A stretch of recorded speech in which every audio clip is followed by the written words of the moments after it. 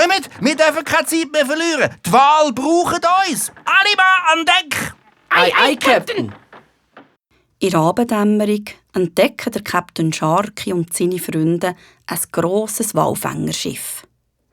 Durch sein Fernrohr beobachtet der Captain Sharky das Walkind in einem grossen Netz, das mit dicken Seilen hinter dem Schiff vom Captain Drax angemacht ist.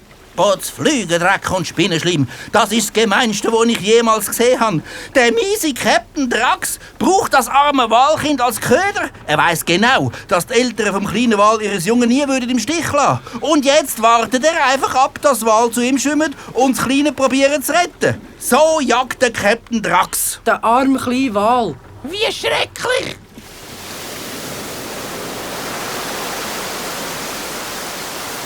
Sepio, da bist du ja. Das Walbaby ruft die ganze Zeit nach seiner Mutter. Nur keine Angst. Mann, dem Captain Drax machen wir einen schönen Strich durch die Rechnung. Wir befreien das Walkind. Ich habe schon einen Plan. Wir rudern mit dem Beiboot heimlich zum Schiff vom Drax und befreien den kleinen Wal. Genau. Wir nehmen unsere Dolche und verschneiden das Netz. Super Idee!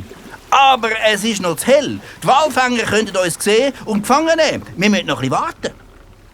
Zum Glück wird es immer nebliger und was dunkle Nacht ist, ziehen dichte Dunstschwaden übers Meer.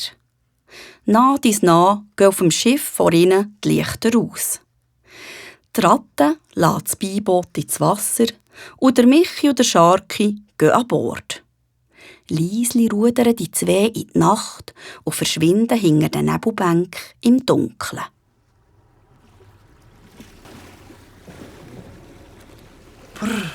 Es ist kalt. Wir müssen schneller rudern, vielleicht bekommen wir dann warm. Hoffentlich geht es dem kleinen Wal gut. Es muss schrecklich sein für ihn. Ohne Eltern und in diesem engen Netz gefangen. Der Drax, der macht mich so wütig. Dem würde ich am liebsten sofort die Ohren lang ziehen und ihm ordentliches Füdli versohlen. Jetzt sind wir gerade dort. Siehst du das Walbaby schon?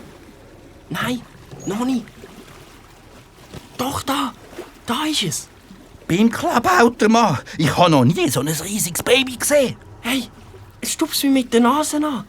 Es sieht furchtbar traurig aus. Vielleicht spürt es aber schon, dass wir es befreien wollen.